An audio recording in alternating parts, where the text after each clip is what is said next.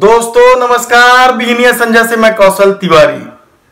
त्रिमूर्ति बीज घोटाले का परिणाम क्या आएगा यह तो अगले मानसून सत्र के आखिरी दिन तक ही पता चलेगा, लेकिन कृषि मंत्री रविंद्र चौबे के विभाग में जिस तरीके से सप्लायरों द्वारा किसानों को ठगा जा रहा है, चंडाल चौकड़ी किस तरीके से हावी है, यह हैरान कर देने वाली घटना है।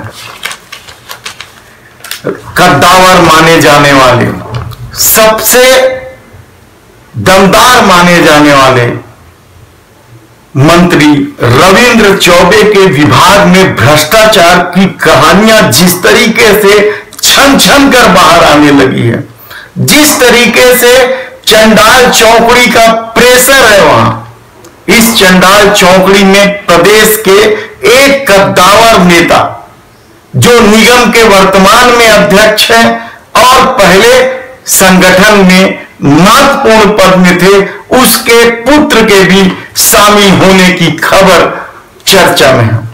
हालांकि इस कद्दावर नेता का नाम रायगढ़ के एक घटना पर भी है, उस पर हम फिर कभी चर्चा करेंगे, लेकिन कद्दावर मंत्री रविंद्र चौबे के विभाग में जिस तरीके से एक के बाद एक भ्रष्टाचार की खबरें आ रही है, ब्लैक लिस्टेड कंपनी को नियम विरुद्ध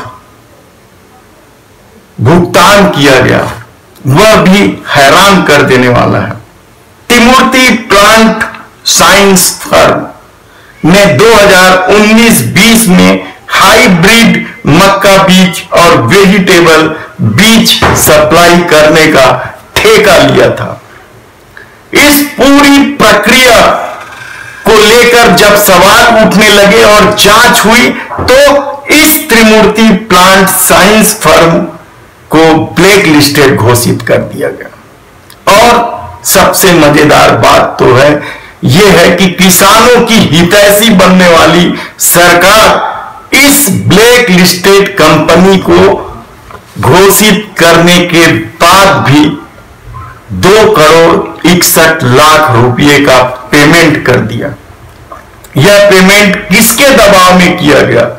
त्रिमूर्ति प्लांट साइंस फर्म में कौन कौन लोग हैं, इसकी एक अपनी कहानी है, लंबी कहानी है, लेकिन जिस तरीके से इस मामले को लेकर विधानसभा में खुद कृषि मंत्री रविंद्र चौबे घेरे में आ गए, उन्हें जांच करवाने की घोषणा करनी पड़ी। विधायकों की समिति इस त्रिमूर्ति वाले मामले की जांच करेगी, जिसकी अध्यक्षता धनेन्द्र साहू जो अवनपुर के विधायक हैं और पहले मध्य प्रदेश सरकार में या योगी सरकार में मंत्री रहे हैं, इस बार मंत्री नहीं बन पाए, वे हैं। और उनके साथ 4 विधायक भी होंगे, जिसमें लखेश्वर बघेल, श्रीमती संगीता सिन्हा, नारायण चंदेल और सौरभ सिंह को शामिल किया गया। इस समिति को कहा गया है कि वे मानसून सत्र के अंतिम तारीख तक अपनी रिपोर्ट भेज दे दें। रिपोर्ट क्या होगा, कैसे होगा, किस तरह दोषियों पर कार्रवाई होगी, यह तो रिपोर्ट आने के बाद ही पता चलेगा। लेकिन जिस तरीके से चंडाल चौकड़ी को लेकर शहर भर में चर्चा है, चर्चा तो इस बात का भी है कि यह चंडाल चौकड़ी सीएम हाउस से संचालित किया गया जा रहा है या इस चंडाल चौकड़ी को सीएम हाउस से बैठाया गया। सीएम हाउस से कौन बैठाया है, किस अधिकारी का हाथ है, इसकी अपनी एक अलग कहानी हो सकती है, लेकिन यकीन मानिए कि छत्तीसगढ़ में किसानों के साथ जिस तरीके का खेल हो रहा है वह हैरान कर देने वाली है। हैरान इसलिए कर देने वाली है क्योंकि छत्तीसगढ़ के मुख्यमंत्री भूपेश बघेल ने पूरे देश में स्वयं को किसान हितैषी का मॉडल प्रस्तुत किया है। नरवा गरवा घुरवा बाड़ी की महत्वाकांक्षा योजना की जो कहानी चल रही है वो अलग बात है, लेकिन इसमें कतई इनकार नहीं है कि भूपेश बघेल की सत्ता ने किसानों से 2500 रुपए क्विंटल में धान खरीदा, लेकिन रकबा को लेकर भी खेल हुआ। और अब जब कृषि विभाग यानी कृषि बीज विकास निगम में जिस तरीके का खेल किसानों के साथ खेला गया, उन्हें छला गया और किस तरीके से धमाचौकड़ी मचाई जा रही है, वह भी सत्ता के लिए चेतावनी है। सत्ता के लिए चेतावनी तो हार्टिकल्चर विभाग में हो रहे मामले पर भी है।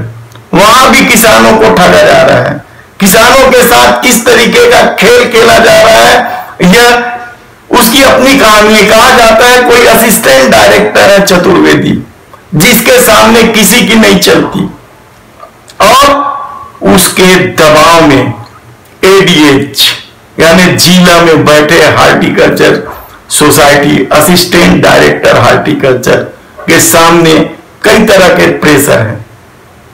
प्रेशर को लेकर कहानी नारायण कोंडागांव बीजापुर केस काल की अपनी कहानी है कि किस तरीके से चतुर्वेदी के दबाव में एक अधिकारी की तो हार्ट अटैक से मौत होने तक की बात चर्चा में की जाती है।